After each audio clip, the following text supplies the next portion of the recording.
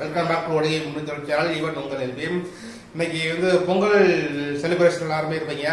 இந்த வீடியோ முழுக்க முழுக்க ஒரு உலகமான வீடியோ. ஏன்னு சொன்னால் இன்னைக்கு உலகத்திலும் சரி, தமிழ்நாட்டில் குறிப்பாக சரி பார்த்தீங்கன்னா உயர்ந்தவன் தாழ்ந்தவன் ஜாதிய பாகுபாடு ஏகப்பட்ட பிரிவுகள் இருக்குது. இன்னைக்கு பொங்கலை முன்னிட்டு பார்த்தீங்கன்னா ஏகப்பட்ட இடத்துல லாஸ்ட் பொங்கல் 2023 பொங்கல் ஹிஸ்டரி எடுத்து பார்த்தோம்னா 70% கலவரங்கள் ஜாதியை ஒட்டி தான் நடந்திருக்குது. அதனை முன்னிட்டு அப்படிப்பட்ட ஜாதியை போற்றி கொண்டாடக்கூடிய சமுதாயத்தில் எந்த ஜாதி முதல்ல இந்த பூ உலகில் தோன்றியது, அது எங்கு தோன்றியது, அது எப்படிப்பட்ட ஜாதி அப்படின்னு நம்ம பார்க்க போறோம். இந்த வீடியோ முழுக்க முழுக்க ஒரு உணர்வுபூர்வமான ஒரு உண்மையான ஒரு தகவல்களை உங்களிடம் பரிமாறிக்கொள்வதில் படுகை முன்னிட்டு ஒரு சேனல் மிகுந்த கடமைப்பட்டுள்ளது. இந்த வீடியோ முழுக்க முழுக்க எல்லாம் பாருங்க. பார்த்துட்டு கண்டிப்பாக உங்களுக்கு பிடிக்கும். பிடிச்சதுன்னா ஒரே ஒரு சப்ஸ்கிரைப் பண்ணிட்டு டாட்டா பாய் பாய் சொல்லிட்டு உங்கள் ஃப்ரெண்ட்ஸ் எல்லாத்துக்கும் ஷேர் பண்ணிட்டு போங்க. ஓகே, வீடியோ போகலாம். பார்க்கறதுக்கு முன்னாடி ஜாதியை பற்றி பார்க்கறதுக்கு முன்னாடி ஜாதி உள்ள மக்களை பற்றி பார்க்கணும். மக்களை பார்ப்பதற்கு முன்னாடி மக்கள் வாழக்கூடிய பூமியை பார்க்க வேண்டும். பூமியை பார்ப்பதற்கு முன்னாடி பூமிக்கு வெளிச்சத்தை தரக்கூடிய சூரியனை பார்க்க வேண்டும். இப்போ பார்த்தீங்கன்னா ஒரு சின்ன ஜாதினால எங்க பார்க்க போறோம்? சூரியனை பார்க்க போறோம். ஜாதி தனியாக வந்தது கிடையாதுங்க. இதெல்லாம் அடக்கிய ஒரு குழுமமாக தான் இந்த ஜாதிய வெளிப்பாடானது இருக்கின்றது. ஃபர்ஸ்ட் 500 கோடி ஆண்டுகளுக்கு முன்னாடி பார்த்தீங்கன்னா இந்த உலகத்துல பூமி கிடையாது, சந்திர மண்டலம் கிடையாது, சூரிய மண்டலம் கிடையாது. ஓகே, சூரியன் இருக்கலாம், பட் சூரியனோட மண்டலம் கிடையாது. அது எப்போ வந்துச்சு? பூமி 450 கோடி வருடங்களுக்கு அப்புறம் புவியில உள்ள தூள்கள், திரவ தூள்கள், சின்ன சின்ன கற்கள் அதெல்லாம் சேர்ந்து தீ குழம்பா குளிச்சுட்டு இருக்கக்கூடிய குடிக்கற்கள் சொல்லக்கூடிய அந்த கற்கள்லாம் ஒன்னா சேர்ந்து திரி குழம்பு மாதிரி ஒரு உருண்டையா உருவாக்குது. அந்த உருண்டையா உருவான தீ குழம்பானது நெருப்பு தனிந்து ஒரு சாந்தமான திட பொருளாக மாறுது. அப்படிப்பட்ட பொருளாக மாறின அந்த ஆப்ஜெக்ட் தான் பூமி. அது பறக்கும் பாறை என்று சொன்னார்கள். பறந்துகிட்டே இருக்கும், எங்கேயுமே இருக்காது, பறக்கும் பாறை என்று சொன்னார்கள்.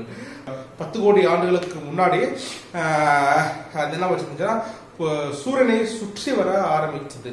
அதன் காலமாக பூமியில் உள்ள அந்த டயத்துல புழு பூச்சிகள் கிடையாது, செடி கொடிகள் எதுவுமே கிடையாது. மொத்த பூமியோட உள்வட்டம் எவ்வளோன்னு பார்த்தீங்கன்னா 1027 மைல்கள் மட்டும்தான் அந்த பூமியோட மைல்களாக இருந்தது. அப்படிப்பட்ட காலகட்டத்தில் 100 கோடி ஆண்டுகளுக்கு முன்னாடி தான் கடல் உருவாகுது. ஆனால் 350 கோடி ஆண்டுகளுக்கு முன்னாடி இந்த கடல்ல வாழக்கூடிய பாக்டீரியாக்கள் வந்திருக்குது. அந்த பாக்டீரியாக்கள் மூலமாக தாவரங்கள் வருது. தாவரங்கள் மூலமாக தாவரம் என்ன செய்யும்? கார்பன் டை ஆக்சைடை உருவாகி கொண்டு ஆக்சிஜனை வெளியிடும். அதை வைத்து உயிரினங்கள் வாழக்கூடிய ஒரு சூழ்நிலையை பூமியில் ஏற்படுத்தி தருகின்றது. அப்படின்னா கடல் 100 கோடி ஆண்டுகளுக்கு முன்னாடி உருவாகுது. 350 கோடி ஆண்டுகளுக்கு முன்னாடியே பாக்டீரியாக்கள் வருது. அதான் நம்மளுடைய மூதாதையர்கள். இந்த பாக்டீரியாக்கள் மூலமாகத்தான் மனிதனோட பிறவியானது முப்பரிமாணம் அடைந்தது என்று சொல்றார்கள். அது மட்டும் இல்லாமல் மனிதன் உயிர் வாழ ஆக்சிஜன் தேவையில்லையா, அந்த ஆக்சிஜனை கொடுத்தது அந்த தாவரங்கள் தான். ஸோ நம்மளுடைய மூதாதையர் யாருன்னு கேட்டா தாவரங்களை சொல்லணும், பாக்டீரியாக்களை சொல்லக்கூடிய கடமை உள்ளது. அந்த பாக்டீரியாக்கள் மூலமாக நுண்ணுயிர்கள் ஃபர்ஸ்ட் இந்த பூமியில் அவதரித்த உயிரினம் எதுன்னு பார்த்தீங்கன்னா 40 கோடி ஆண்டுகளுக்கு முன்னாடி மீன்கள் தான் இந்த பூமியில் இந்த தண்ணீர்ல தோன்றிடுது. அந்த மீன்களுக்கு அப்புறம் புழுக்கள், பூச்சிகள், நண்டுகள், மெத்தைகள், பூரான்கள், ஊர்வன அதெல்லாம் தோணுது. அந்த ஊர்வனையில் தோண்டக்கூடிய மிகப்பெரிய ஒரு டிரான்ஸ்ஃபர்மேஷன் தான் டைனோசர். டைனோசர் பார்த்தீங்கன்னா எழுந்து நின்றுச்சுன்னு பார்த்தீங்கன்னா அண்ணா சாரோட எல்ஐசி பில்டிங் ஹைட்டு கிடைக்குமா?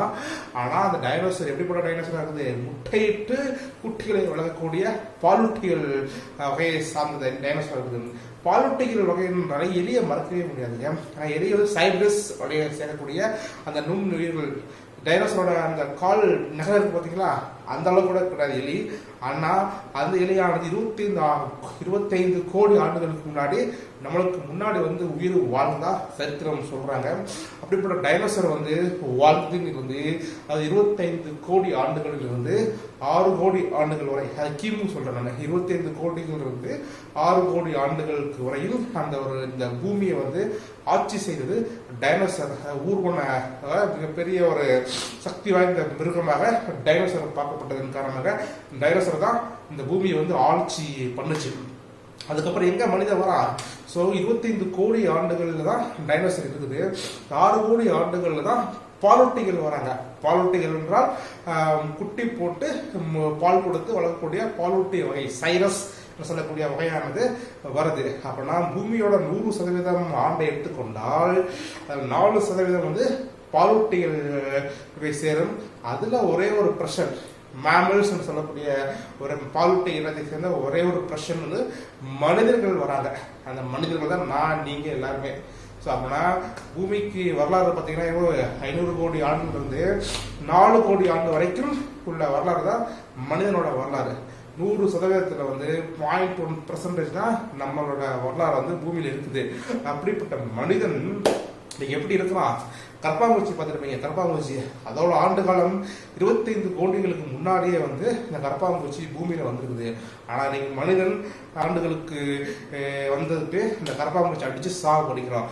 இது என்ன சொல்ல வராங்க பார்த்தீங்கன்னா, இன்னைக்குவே ஒரு இடத்துல வந்து புதுசா ஒரு நபர் வரும்போது பழைய நபர்களை வந்து அடித்து துரத்துவதும் புதிய கொள்கைகளை வந்து புகுத்துவதுமாக தான் இருக்குது. அதே போலதான் இன்னைக்கு மனிதன் வந்து 4 கோடி ஆண்டுகளுக்கு அப்புறம் வந்துட்டு இந்த பூமியே உலகத்தையும் தன் கையில் ஆட்டி படைக்க வேண்டும் என்று துடிக்கிறான். அதனாலதான் இந்த ஜாதி சண்டை வருது. நீயா நீ பெரியவன் நான் பெரியவனான ஒரு போட்டி வருகின்றது. உங்கால் பெரியவனா எங்கால் பெரியவனான போட்டி வருகின்றது. ஆனால் உண்மையில் பார்த்தீங்கன்னா மனிதனோட வரலாறு வந்து ஜஸ்ட் ஒரு 4 கோடி ஆண்டு தான். நம்மளுக்கு முன்னாடி உள்ள உயிரினங்கள்லாம் பல கோடி ஆண்டுகளுக்கு வாழ்ந்து கொண்டுதான் இருக்கின்றது. அப்படிப்பட்ட மனிதன் வந்து எங்க ஃபர்ஸ்ட் வாழ்ந்தான், எங்க பிறந்தான் பார்த்தீங்கன்னா ஆப்பிரிக்கா கண்டத்துல மைய பகுதியில் வந்து பிறந்துட்டு ஆடைகள் இல்லாமல் பிறந்துட்டு உரிமைக்கிட்டு காட்டு வழியை போறான். காட்டு வழியை போகும்போது அங்க உள்ள நதிகளை பார்க்கறான். நதிகளை பார்க்கும்போது தானால் கருத்தரிக்கும் ஒரு இதே வந்து அந்த பூமியில் பிறக்கும் போது அந்த நபருக்கு வந்து வருது. அப்படின்னா எப்படி தானா கருத்தரிக்கும் என்று கேட்பீங்க. மீன்களில் சில வகைகள் வந்து தானா கருத்தரிக்கூடிய தன்மையானது உள்ளது. ஆனால் ஈக்களுக்கும் தானா கருத்தரிக்கூடிய தன்மைகளானது உள்ளது. அதே போல இந்த பூமியில் பிறந்த முதல் உயிரினம், மனித உயிரினம் எதுன்னு பார்த்தீங்கன்னா பெண் தான் இந்த பூமியில் வந்து முதல்ல பிறக்கிறாங்க.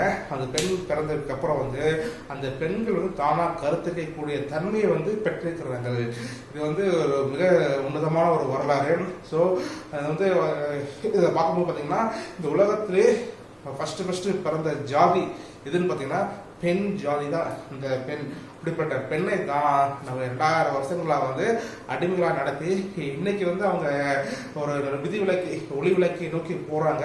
அது நம்ம எல்லாரும் தலை வணங்கணும். பட் 2000 ஆண்டுகளுக்கு முன்னாடி பார்த்தீங்கன்னா அந்த பெண் அடிமையில் வந்து அடிமைப்படுத்தி வைத்த அந்த ஆண் வர்க்கத்துக்கு வந்து வெக்கப்பட்டு தலை குனியக்கூடிய நிகழ்வாக இந்த வீடியோ வந்து இருக்கும்னு நினைக்கிறேன். ஏன்னா அந்த உலகத்தில் முதலில் பிறந்த உயிரினம் மீன்களாக இருக்கட்டும். ஆனால் உலகத்தில் முதலில் பிறந்த மனிதனத்தில் யாருன்னு பார்த்தீங்கன்னா பெண்கள் தான்.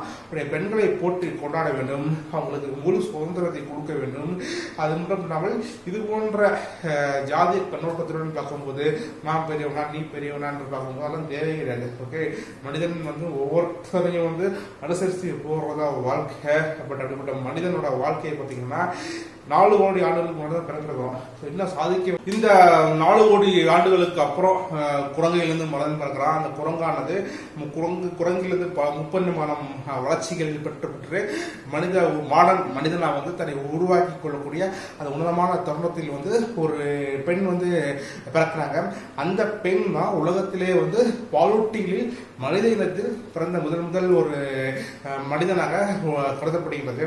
அப்படிப்பட்ட பெண் வந்து தானா கருத்தரிக்கக்கூடிய தன்மையை கொண்டதன் காரணமாக பல சந்ததிகளை உருவாக்கிட்டு அதன் மூலமானது மனித சாம்ராஜ்யமானது வளருது. அதிலிருந்து ஸ்ப்ரெட்டான அனைத்து மனிதர்களும் தான் இந்த உலகத்தில் உள்ள அனைத்து இடத்துக்கும் ஸ்ப்ரெட் ஆகி ஒவ்வொரு இடத்துல அமெரிக்கா, ஜப்பான், இந்தியா அப்படி எல்லா இடத்துல ஸ்ப்ரெட் ஆகி இருக்கிறாங்க.